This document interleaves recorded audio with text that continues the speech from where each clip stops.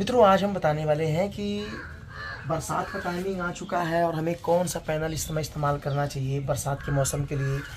ठंड के मौसम के लिए काफ़ी ज़्यादा दिक्कत चल रही है और अब इसमें धूप एकदम नहीं है, यहाँ का कोई पता ठिकाना नहीं है। बरसात बदरी यहाँ पे हो चुकी है, तो हम आपको बताने वाले हैं कि जो पैनल है, कौन सा पैनल बरसात के मौसम और ठंड के मौसम के लिए काफ़ी बेहतरीन होते हैं।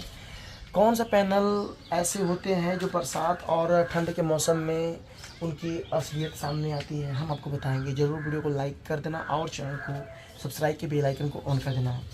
मित्रों, जो पैनल दिख रहे हैं ना, ये पैनल बाईफेशियल है, लूम के पैनल हैं। इसके पहले यूटीएल थे, लूमियस थे, प्रो थे, कुछ ब्रांड मैंने इस्तेमाल किए, उसको बेचे, रिव्यू करना था मैंने, लूम के लाए। देखो मित्रों, किसी ब्रांड का पैनल हो, चाहे लूम हो, चाहे यूटीएल हो, चाहे लूमियस हो, चाहे टॉपकॉन का पैनल हो, चाहे किसी ब्रांड का पैनल हो, जो पैनल आपका ठंड और बरसात के मौसम में, मतलब कि आपको कम से ना कम 50% आपको बिजली अगर कोहरे के मौसम में, अगर ठंड के मौसम में अगर दे रही है, तो वो पैनल बढ़िया है। बट इसके पीछे का एक सच्चाई आपको हम शेयर करेंगे। मित्रों, काफ़ी लोग ऐसे होते हैं, अलग अलग कंपनी के पैनल लगाते हैं। अब अलग अलग कंपनी का पैनल लगाना कोई बुरी बात नहीं है, गुनाह नहीं है। मित्रों, मेरी एक चीज़ याद रखना, अगर आप बिजली कटवा के सोलर पे शिफ्ट होना चाहते हैं, तो आप अगर इतना मेरी बातों को नोट करना, मान लो आपके घर में 2 किलोवाट का लोड है, तो आप सोचेंगे कि मैं 3 किलोवाट 4 किलोवाट का पैनल लगा लूँ, मेरा काम चलेगा। देखो मित्रों, जब कभी आप पैनल अपने सिस्टम के लिए बैठाना, चाहे 1 किलोवाट बैठाना, चाहे 2 किलोवाट बैठाना, चाहे जितना बैठाना, हमेशा आपको जितना पैनल आप बैठा रहे हो उसका दुगना पैनल एडवांस लेके चलना। रीज़न बता रहा हूँ।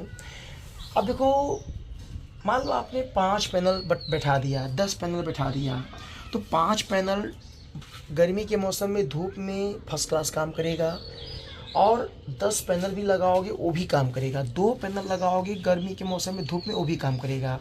बट कम पैनल अगर आपका है तो वो ठंड के मौसम में, जब बरसात में पानी बरसेगा तो उस समय वो प्रॉपर काम नहीं करेगा।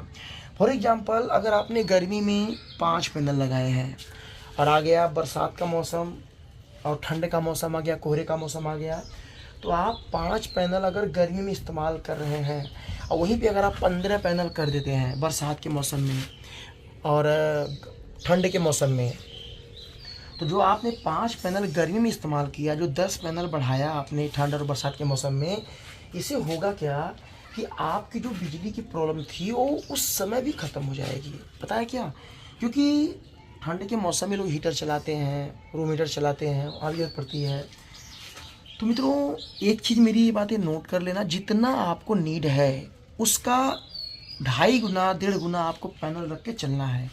क्योंकि अगर आपने 10 किलोवाट का पैनल लगा दिया तो वो आपका 7.5 से 8 किलोवाट निकालेगा, इससे ऊपर वो ज़िंदगी में नहीं निकालेगा। 7 किलो 7.5 किलोवाट से ऊपर वो नहीं निकालेगा। किसी ब्रांड का पैनल ले लो, इससे कम ही बल्कि वो निकालेगा। वहीं पे अगर आप कर लेते हो 13 किलोवाट, 3 किलोवाट में बढ़ा लिया, तो 10 किलोवाट आपको मिलना ही मिलना है। और ठंडी के मौसम में, बरसात के मौसम में वो आराम से 4 से 4.5 5 किलोवाट तो देगा ही देगा। तो इसीलिए पैनल का ये सिस्टम आप इसको बना के रखना, आपको दिक्कत नहीं होगा और प्रॉब्लम भी नहीं आएगा। तो मेरा सिस्टम ये है कि मैंने 20 पैनल लगाए हैं, लूम के 20 पैनल लगाए हैं। अब 20 पैनल के फ़ायदे क्या हैं? 10 पैनल से मेरे काम चल जाते थे, बट गर्मी के और बरसात के और ठंड के मौसम में ये मेरे सारे पैनल थोड़ा थोड़ा जनरेटिंग करेंगे बिजली और मेरा काम चल जाएगा। तो इसलिए मैंने सारे अपना सिस्टम को बंद रखा हूँ, बिजली एकदम यूज नहीं हो रहा है, पूरा काम इससे चल रहा है। तो ये कहानी थी, तो आप बताना मुझे कैसा लगा और सच्चाई बताया है कि ये भी शेयर कर देना। और याद रखना, आगे से इस तरीके से आपको इस्तेमाल करना। और पैनल किस ब्रांड का लगाना है, आप लगाना चाहते हो बाईफेशियल पैनल लगाना। अगर बरसात में यूज करना है तो बाईफेशियल इस्तेमाल करना।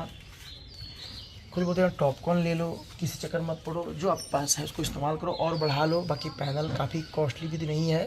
बाकी पुराने पैनल अगर आपके पास है तो उसको बेचो मत, ये सिस्टम है। तो आप जो है मतलब कि लूम लगा लो, यूटीएल लगा लो, सब ब्रांड सेम ही है। सारे सेल चाइना से आते हैं, इंडिया में सेल नहीं बनता है।